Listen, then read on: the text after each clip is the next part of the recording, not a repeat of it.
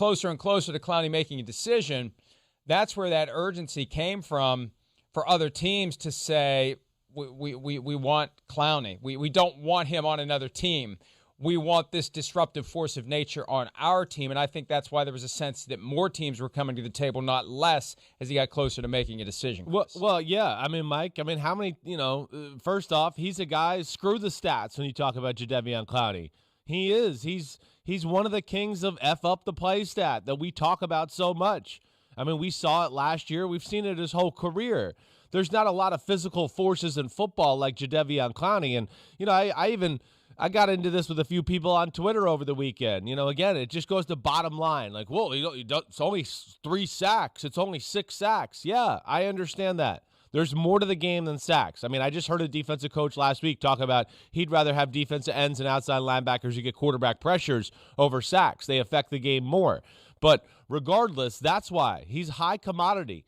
You can play him all over the field. He can stand up and rush from anywhere. He can play defensive tackle. He can play defensive end. He can play outside linebacker and drop back into pass coverage. So he really is so versatile, and I understand teams wanting a guy like him. You and I have sat there in awe over his physical ability at times before, and I think that's what teams like about him and see him, and that's why Tennessee wanted him so bad.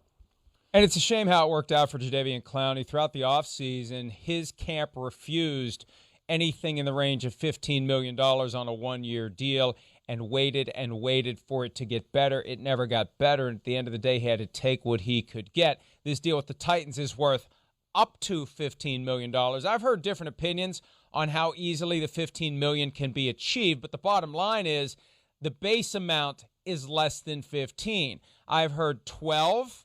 Some are saying as low as 10 with a very easy jump to 12 and a much harder climb to 15.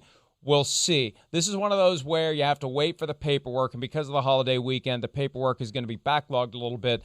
But it'll be interesting to see that final contract because this is a guy who ultimately, even if he hits every incentive and does everything the contract requires, he's going to get to a spot where he had previously said no. He'd said no to $15 million earlier in the year. Now his best case scenario is 15.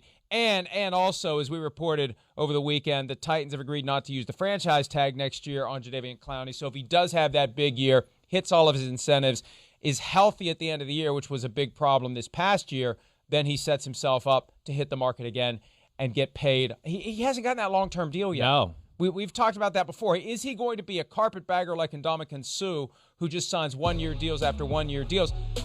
I'm told he wants a place where he can settle down and it can be home for him. Sure. And that was one of the reasons why he picked the Titans. In New Orleans, the thinking was this is a one-year all-in move. In Tennessee, this is about Jadeveon Clowney hopefully sticking around for the long haul and being the guy.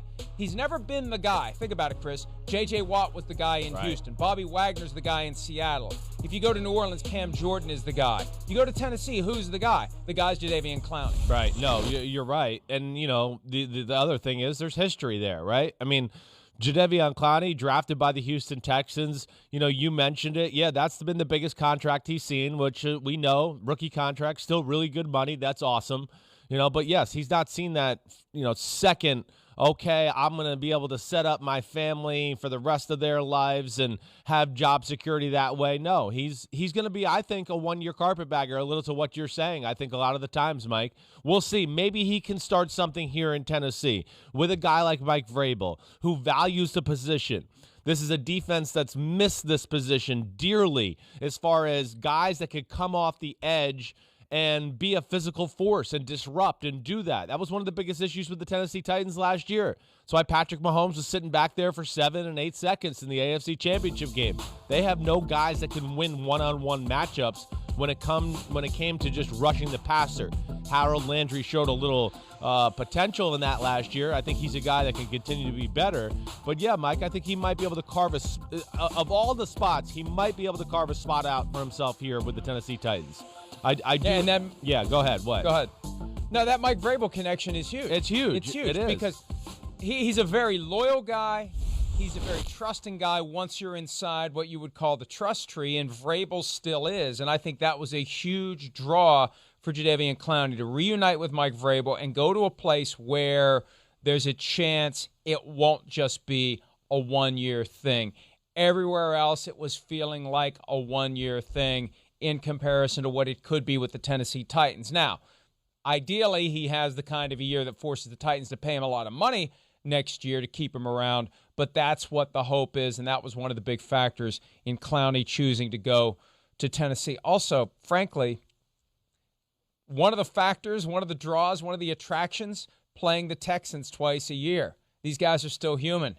And when you consider that the Texans made him the first overall pick in 2014 and never rewarded him with that second contract after the 2016 season, maybe that's when they should have signed him to a long-term deal like they did with J.J. Watt after his third year in the NFL. But they made Jadeveon Clowney finish his 5-year rookie contract and then applied the franchise tag and never offered him anything that he thought was sufficient on a long-term deal and waited and waited and waited and waited, and then it was all very rushed at the end. And that was one of the other factors, too.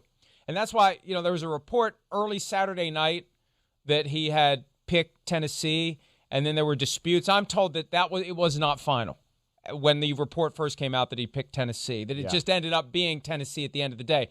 He felt like it was rushed last year when the sign-and trade happened with the Texans to the Seahawks, and he was feeling rushed this year, and he slammed the brakes on it. And the Saints were still in play, and the Seahawks were still in play, and the Ravens were still, to a certain extent, in play, although they fell off once we got into Saturday, and once one of the things we're going to talk about coming up was not a possibility. But he slowed it down Saturday night, and he wanted to know what he was getting himself into. He wanted to make the right decision. He didn't want to just rush into something where there was a chance he didn't fit. And he believed he didn't really fit in Seattle. And he still had a great year when he was healthy. Right. Can you imagine how good he's going to be in a place where he feels like he fits? Well, that's where I was going to go with this, and I'm glad you brought it up because I think this is scheme fit, too. It's about him looking at it. And, again, I think that's the Mike Vrabel connection. It's the 3-4 New England defense. I can be an outside linebacker when we're in base defense. I could play defense end when we go to a 4-down front and play that style of football. Mike Vrabel's got great familiarity, of course, with that role. He's going to be able to teach, a guy like Jadeveon Clowney and stay on top of him with his techniques and how to play this position or this defensive technique the right way. So I think all that makes sense. And I think, to what you're saying, Mike, about a guy in Jadeveon Clowney who's trying to hunker down and kind of find his spot because you're right. He was kind of becoming the guy with the Houston Texans, but hey, I understand it. It's hard to give a guy like Jadeveon Clowney and his injury history a long-term deal with a lot of guaranteed money, and that's going to be the issue for him here going forward. But I do think between the need for a player, the head coach, the scheme fit, all of that makes sense, and the fact that I don't think they really have a household name in their front seven, and now they do. It makes you look at the Tennessee Titans in a different light now that he's on that defense. And it's amazing because I still think most fans just look at the Titans and kind of shrug. This is a team that made it to the Final Four last year. They were up 10 points twice in the first half against the Kansas City Chiefs. They paid to keep running back Derrick Henry around. They paid to keep quarterback Ryan Tannehill around. And now they've paid, although not as much as they would have had to earlier this year, to get Jadeveon Clowney in town. And we still look at them and we kind of shrug. There's this sense, Ryan Tannehill's going to get injured. Derrick Henry, now that he's gotten paid, he's not going to be very good. I mean, that's not what we believe. That's just kind of that vague sense out there that last year was that planets lined up, luck intervened, and that's the best you're ever going to be, and you're not going to do it again this year. And I think anybody who believes that doesn't understand Mike Vrabel and doesn't understand the quality of the players that they have quietly amassed there. And now you put Jadeveon Clowney on top of that. Tennessee's the one team. Remember we talked last week, hey, what if the Vikings had gotten Jadeveon Clowney instead of Yannick Ngakoue? And you're like, holy crap. The Titans are the one team that isn't going to spark that widespread holy crap reaction. And maybe it's the one that should spark it the most. No, I mean, you're right. It's not a team that just absolutely lights up the national fan base that way. I get it. And, I understand it. I'm not so sure, everything you said about the Titans, Mike Vrabel, right? I got tremendous confidence in him. I think he's a hell of a football coach. But I guess there's still unanswered things about their team where I'm even a little... I'm getting to that point of the year where we're going to have to pick our teams to go to the playoffs, right, Mike, and win divisions and who's going to go to the Super Bowl. Tennessee's one of those teams I do look at and just go, man, I just don't have a feel for them. You know, again, it is year 2 with Arthur Smith and Ryan Tannehill. Can they dominate the line of scrimmage like they did at the end of the year last year with Derrick Henry? I don't know. Jack Conklin's gone. You know, the secondary, yeah, there's some talent there, but they didn't perform great last year. Yeah, can somebody on the front 7 show up? I mean, it's just, I guess I have questions is what I'm saying. It's a hard team to get a feel for. It'd be a team that I much would have loved to have seen in preseason one more time just to get another feel for, what have they added to their offense and their scheme, and what does this team look like? Because I think I'm a little with the public. I don't know quite how to feel with them. I think you're a little bit more bullish on them than I am. And I think they enjoy that vague sense that no one really, that's the best thing a coach can trip into. And you can't engineer that.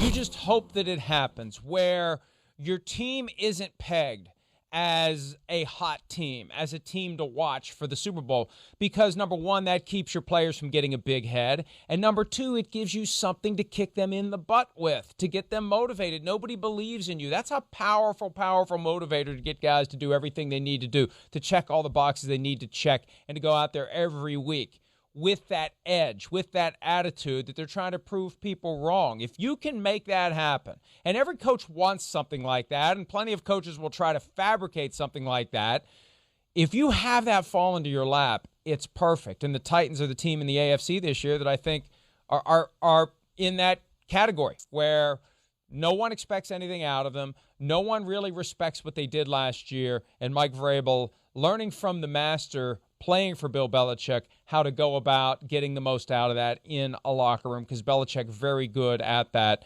and understands that, again, human beings in those uniforms, and they react the way the rest of us do. And if you can find a way to push their buttons, it's going to work. All right, let's change gears here slightly to the story behind the story. And it first came out on Sunday that the Saints were trying a creative way, and it reminded me of the Browns essentially buying a second-round pick from the Houston Texans a few years ago when they picked up the Brock Osweiler contract, basically for $15 million. It ended up being the net amount, $15 million in cash and cap space. They got a second-round pick by taking on the Brock Osweiler contract via trade. It was a trade that sent Brock Osweiler plus a second-round pick to the Browns, not Brock Osweiler for a second-round pick. Hi, I'm Mike Tirico, and thanks for watching. Make sure to hit subscribe for the latest news and highlights from NBC Sports.